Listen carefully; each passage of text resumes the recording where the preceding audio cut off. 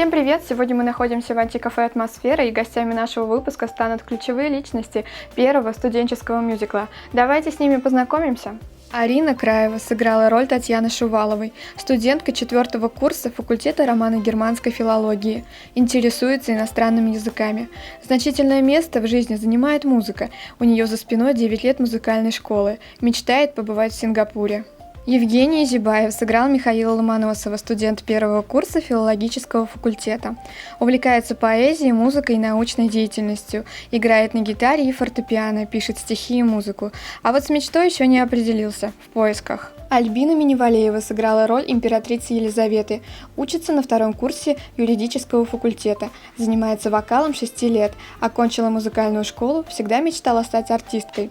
Также увлекается хореографией и юриспруденцией, мечтает стать профессиональным адвокатом. Итак, ребят, как бы это ни звучало, но я предлагаю начать с самого начала, чтобы каждый из вас рассказал о том, как он пришел к тому, чтобы принять участие в мюзикле, как проходили кастинги. По порядку, наверное, начнем. Тогда я начну. Меня позвали, в принципе, посидеть на кастингах в качестве жюри. Вот, тогда я не знала, что я тоже там буду участвовать. Вот, и потом на одно из собраний мы пришли. Вот, мне сказали: Арина, ты будешь играть Шувалову. Я говорю: ладно, без проблем. Вот. Как-то так это получилось. Но потом начали заниматься с ребятами уже. Ну вот, начали находить песни, писать текст.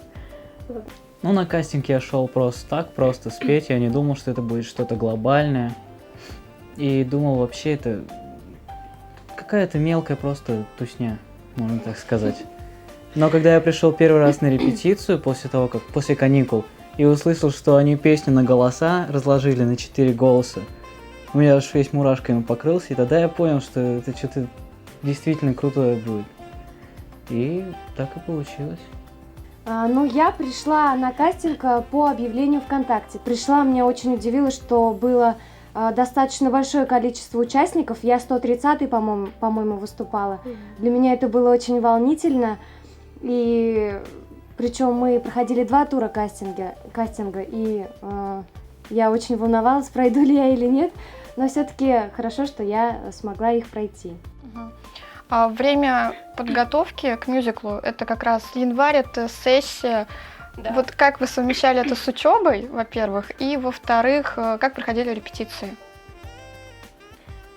Ну, к экзаменам мы готовились прямо на репетиции. Да.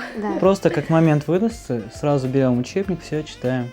И даже когда не выдастся момент, я распеваюсь и одновременно учу гражданское право. То есть, приходилось совмещать, и при том приходилось также приходить после репетиции до 6 утра каждый день заниматься, учить, потому что никакой поблажки не было со стороны преподавателей, и приходилось вести вот этих 2 дела одновременно. Хочется узнать о ваших впечатлениях, о ваших ощущениях, когда выходишь вот на сцену, и вот какие мысли, там, волнение, сомнения, может быть, в себе, или наоборот думаешь: о, это мой зал, это моя сцена. Ну, например, у меня больше волнения было за ребят, на самом деле. Потому что, я, ладно, спою, так спою. В основном было как раз то, что вот ансамблевые песни, очень переживала. Потому что занималась с ними как-никак. Я раньше всегда переживала перед выходом на сцену. А сейчас уже как-то опыт, что ли, выработался.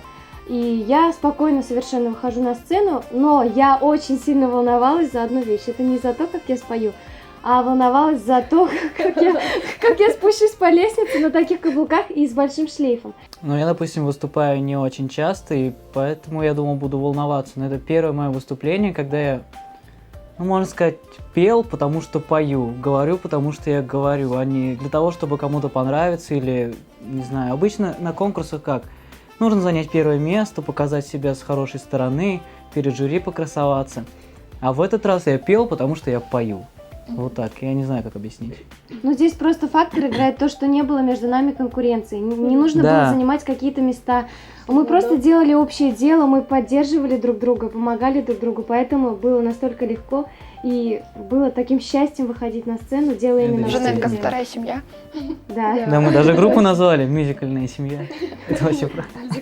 Как вы вживались в образ? То есть, может быть, читали книги какие-то, дополнительно биографию изучали личностей? Я прочитал, вот как раз пока 2 недели шли репетиции, я прочитал к Ломоносову «Избранное».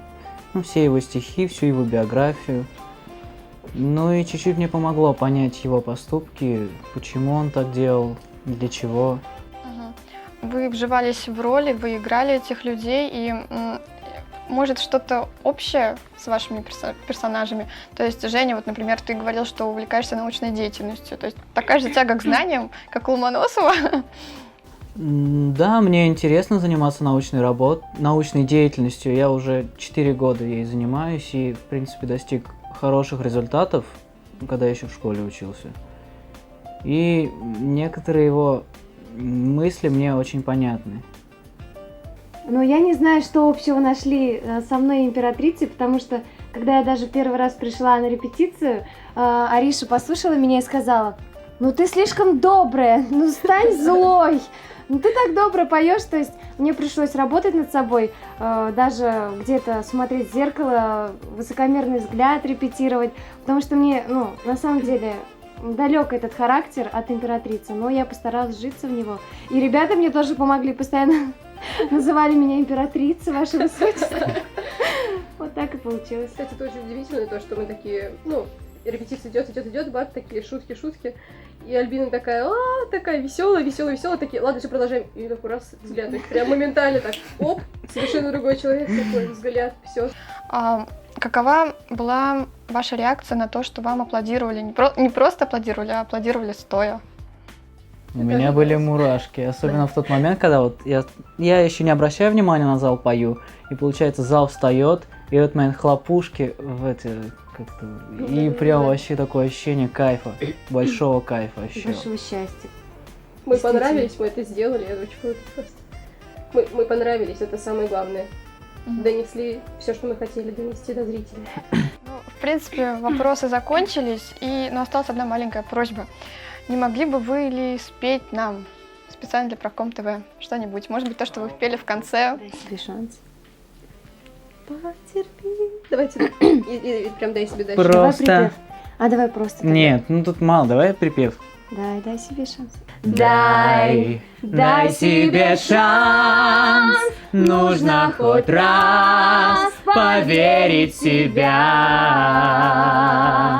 Дай себе шанс, и в тот же миг станет твоим целый мир. Здорово. Спасибо вам. С вами очень приятно общаться. Приятно с вами познакомиться. Желаю вам успехов. И дай бог, чтобы мы увидели вас еще раз на подобном. Спасибо большое.